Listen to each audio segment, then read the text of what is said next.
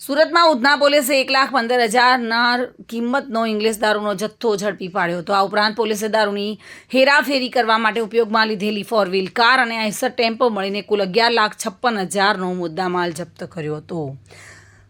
એક મહિલા સહિત 3 લોકોની પોલીસે ધરપકડ કરી છે। કાયદેસરની કાર્યવાહી પણ હાથ ધરવામાં આવી છે। જોકે મળતી માહિતી મુજબ સુરત શહેરના ઉધના પોલીસની ટીમે લક્ષ્મીનારાયણ ઇન્ડસ્ટ્રીયલ ઉધના ખુલ્લા પ્લોટ પાસે રેડ કરી હતી, જ્યાંથી પોલીસે 4 વ્હીલ અને આઈસર ટેમ્પોમાંથી કુલ 1,15,000 રૂપિયાની કિંમતનો ઇંગ્લિશ દારૂનો જથ્થો ઝડપી પાડ્યો હતો। તેમજ ઉધના પોલીસે 6 લાખની કિંમતની 4 વ્હીલ અને 4 લાખની કિંમતની આઈસર ટેમ્પો તથા દારૂનો જથ્થો મળીને કુલ 11,56,000નો મુદ્દામાલ જપ્ત કર્યો હતો। અને આ ઘટનામાં ઉધના પોલીસની ટીમે ફિરોઝભાઈ નઝીરભાઈ મંસૂરી અને અમન અહેમદભાઈ શેખ તથા સાઇના ઉર્ફે શાયના મુખ્તારભાઈ જમાદારને ઝડપી પાડી કાયદેસરની કાર્યવાહી હાથ ધરી છે।